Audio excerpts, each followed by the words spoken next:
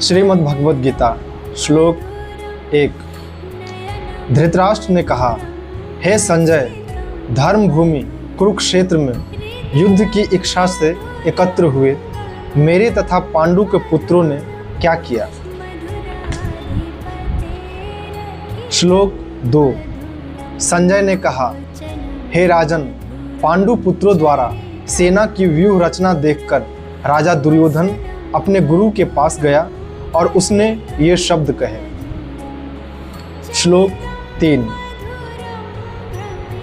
हे आचार्य, पांडु पुत्रों की विशाल सेना को देखें जिसे आपके बुद्धिमान शिष्य द्रुपद के पुत्र ने इतने कौशल से व्यवस्थित किया है। श्लोक 4। इस सेना में भीम तथा अर्जुन के समान युद्ध करने वाले अनेक वीर धनुर्धर हैं, यथा महारथी ययुधान, विराट तथा द्रुपद। श्लोक 5। इनके साथ ही धृष्टकेतु, चेकितान, काशीराज, पुरुजित, कुंती भोज तथा श्रायभी जैसे महान शक्तिशाली योद्धा भी हैं। श्लोक 6।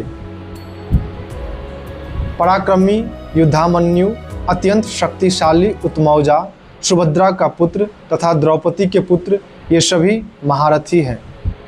श्लोक 7। किंतु हे ब्राह्मण श्रेष्ठ, आपकी सूचना के लिए मैं अपनी सेना के उन नायकों के विषय में बताना चाहूँगा जो मेरी सेना को संचालित करने में विशेष रूप से निपुण हैं। श्लोक 8। मेरी सेना में स्वयं आप, भीष्म, कर्ण, कृपाचार्य, अश्वत्थामा, विकर्ण तथा सोमदत्त का पुत्र भूरिश्रवा आदि हैं जो युद्ध में सदैव विजयी रहे हैं। श्लोक 9। ऐसे अन्य अनेक वीर हैं जो मेरे लिए अपना जीवन त्याग करने के लिए उद्यत है। वे विविध प्रकार के हथियारों से सुसज्जित हैं और युद्ध विद्या में निपुण हैं। श्लोक 10। हमारी शक्ति अपरिमेय है और हम सब पितामह द्वारा भली भांति संरक्षित हैं, जबकि पांडवों की शक्ति भीम द्वारा भली भांति संरक्षित होकर भी सीमित है।